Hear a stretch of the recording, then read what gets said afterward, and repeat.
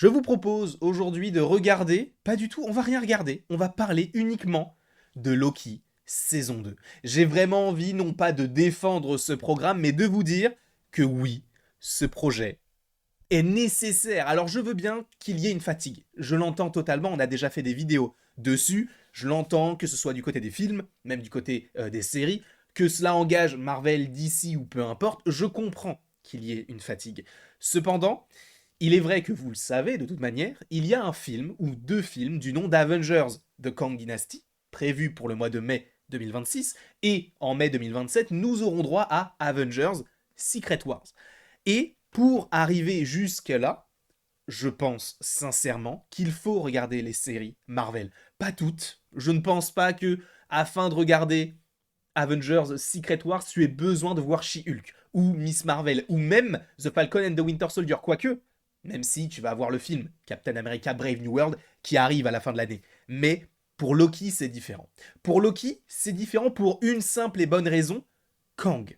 Kang, interprété par Jonathan Majors, on sait que c'est le grand méchant de cette phase, même si pour l'instant on ne l'a vu que deux fois, donc dans le sixième épisode de la série Loki, donc la saison 1 où on le voyait en tant que celui qui demeure, celui qui contrôlait entre guillemets le flux éternel temporel, qui était derrière donc le néant, etc. Bref, on ne va pas refaire l'historique de celui qui demeure, sachant qu'on devrait bel et bien le revoir, puisqu'on le voit dans le trailer de la saison 2 de Loki, même si on est aussi habitué du côté de Marvel de se dire bon, on va te mettre des choses dans le trailer, mais on ne les verra pas, hein, bien sûr. Voilà, on pense à Damage Control dans Secret Invasion, quoique, je vais pas te mentir, c'est pas forcément le truc que je retiens pour Secret Invasion en tant que manque, hein, parce qu'il manquait vraiment 2 minutes, plus qu'une simple apparition de Damage Control, mais ce n'est pas le sujet. Revenons sur Loki, encore une fois, Kang est arrivé dans ce projet-là dans l'épisode 6. Par ailleurs, on l'a revu dans Ant-Man et la Guêpe Quantum Mania, qui était donc le grand méchant du film, et on l'a vu encore plus, une multitude, une infinité de Kang dans la scène post-crédit numéro 1, et dans la numéro 2, du coup, ça teasait donc le retour de Kang pour Loki saison 2. Et je pense sincèrement qu'il faut regarder Loki saison 2. J'entends encore une fois que vous ne soyez pas du tout hypé. La plupart des séries vous ont possiblement déçu, que ce soit DC, que ce soit Marvel, que ce soit Star Wars, Disney dans sa globalité, bref, je l'entends totalement. Mais Loki, il faut l'avoir. Il faut l'avoir, comme je viens de vous le dire pour Kang, mais aussi par rapport au flux éternel temporel. C'est le seul programme actuellement qui peut évoquer cela. Alors, on peut ici aussi un petit peu évoquer, attention, spoiler, je vous laisse 5 secondes. On peut évoquer bien sûr Deadpool 3. Deadpool 3, on sait qu'il y aura des bails de multivers. De toute manière, il y a Wolverine dans le film avec le costume jaune, donc on le sait. Hein. D'ailleurs, il y a des connexions bien sûr, et c'est là où ça peut vous hyper entre Loki et Deadpool 3. Puisque je vous rappelle, et je vous ai prévenu, attention spoiler, mais dans Deadpool 3, on aura Mobius qui sera de retour. Donc interprété par Owen Wilson. Donc il y a des choses, il y a des petites connexions qui se font. Alors, je ne suis pas là pour vous vendre la série en vous disant qu'il faut la regarder, mais je pense que si vous voulez vraiment avoir une compréhension entre guillemets parfaite, même si vous pouvez louper tel ou tel programme selon vos envies, je pense quand même qu'il faut s'attarder, à tel point qu'il faut s'attarder, je n'en parle même plus français, mais je pense réellement qu'il faut s'attarder sur ce projet qu'est Loki saison 2 pour son lien avec la suite. Et au-delà de la suite, aussi par rapport à Loki, parce que c'est un personnage qui est clivant. Hein. Certains le détestent, certains l'adorent, je comprends les deux camps. Je comprends aussi qu'on en est marre, parce qu'il est déjà mort 2, 3 fois, puisqu'il est mort dans Thor 1, enfin, mort, laissé pour mort dans Thor 1, laissé pour mort dans Thor 2, il est mort véritablement dans Infinity War, on le revoit dans Endgame, puis dans Loki saison 2. Donc j'entends le côté où ça devient redondant sur le personnage et on n'en veut plus vraiment. Je l'entends totalement. Mais vu ce qu'il va nous donner, je pense que c'est vraiment nécessaire. Et c'est à tel... Enfin, pour moi, c'est nécessaire dans le sens où, en fait, le but de Loki, c'est de te présenter la TVA et de te présenter à la suite Kang. Donc, ce que lui veut vraiment faire, le côté du temps, possiblement différent du multivers, on ne sait pas encore réellement, on ne comprend pas vraiment.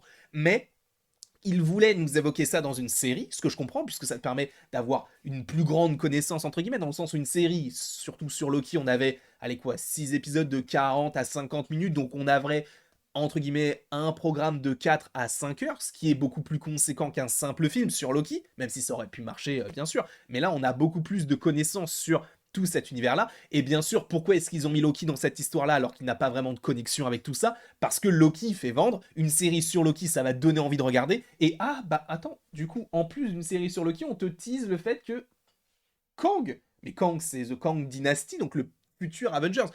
Je pense qu'il faut, enfin, qu'il faut, vous faites comme vous voulez, mais pour une meilleure compréhension, pour vraiment même passer un bon moment, parce que déjà, premièrement, je vous prépare plein de petits programmes en lien avec Loki, mais au-delà de ça, même si vous voulez pas forcément regarder les vidéos en tant que telles, il y a vraiment tout un univers autour de Loki. Alors peut-être pas mythologique, peut-être pas celui qu'on attend concernant son histoire réelle, hein, puisque Loki est un personnage qui n'est pas estampillé Marvel, hein, c'est Marvel qui a utilisé ce mythe pour en faire un personnage à part entière, mais je trouve que c'est ce genre de série qui, en fait, va dans la continuité des séries 2021 qui ont plutôt bien marché, hein, que ce soit du What If saison 1, du Hawkeye, même si ça a commencé un petit peu à saouler les gens à ce moment-là, ou WandaVision de Falcon and the Winter Soldier, et du coup, Loki saison 1. Cette saison 2 de Loki, je pense qu'elle sera dans la veine de la première saison, de toute manière, c'est la suite logique des événements, et je pense sincèrement que déjà, encore une fois, pour suivre les événements qui vont arriver par la suite, pour suivre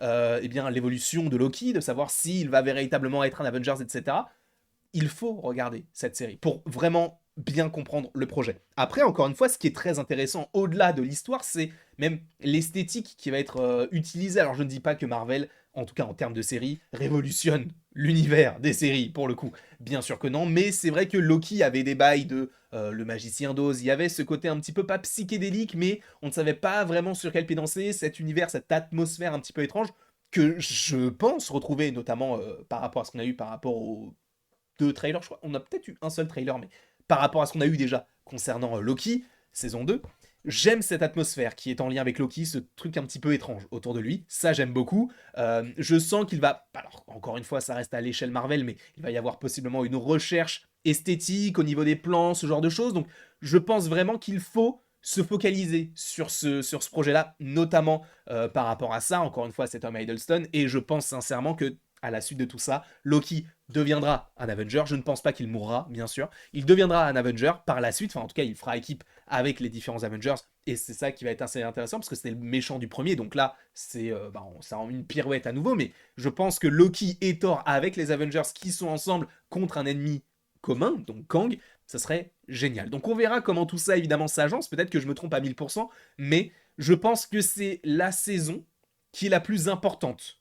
Alors cette année on a eu Secret Invasion, il n'y avait pas une importance énorme, mais je pense que Loki saison 2 sera un banger. Alors je vous avais dit aussi ça pour Echo, pour Secret Invasion, le Echo tout le monde s'en fout, et Loki, enfin Secret Invasion, il n'y a pas eu retour sur investissement, même s'il n'y avait pas tant d'investissement que ça, puisque la plupart des théories qu'on avait eues se sont avérées, donc ça c'est plutôt cool. Mais quand il va y avoir du Loki, frérot, on va partir dans tous les sens, puisque c'est un peu le bail des différentes temporalités. Donc on verra tout ça, bien sûr, en temps voulu. Pourquoi j'ai pris un accent du sud, je ne sais pas. Mais quoi qu'il en soit, j'ose espérer que... Voilà, je vous ai pas forcément... C'est pas du tout une vidéo propagande ou quoi que ce soit, c'est juste pour vous donner mon avis sur le truc de Loki saison 2, même si c'est chiant, possiblement pour vous, d'avoir tant de programmes et pas forcément très qualitatifs du côté de Disney, eh ben ça peut être génial. Je pense que Loki saison 2, et en plus pour beaucoup d'entre vous, ça peut être le point de non-retour. Je sais que bon nombre, enfin certains créateurs de contenu, je ne vais pas les citer là, mais m'ont dit non, moi c'est bon, j'arrête. Ce que je peux comprendre encore une fois, moi je resterai jusqu'à ma mort. Jusqu'à ce que le MCU meure, je serai là pour en parler, mais je comprends cet aspect de là, non, là, ils m'ont perdu. Il y a tellement de programmes, je le comprends. Mais Loki saison 2, je pense que c'est le programme à voir pour la suite. Quoi qu'il en soit, je vous remercie grandement d'avoir regardé cette vidéo. N'hésitez surtout pas à l'aimer, à la partager, à la commenter et à vous abonner si ce n'est pas déjà le cas. Et après tout ceci, il ne me reste plus qu'à vous dire à la prochaine pour la prochaine. Et bien sûr, si tu n'es pas à jour dans les différentes rumeurs autour du MCU, sache que j'ai fait une vidéo ce midi. Tu peux cliquer dessus si tu en as envie.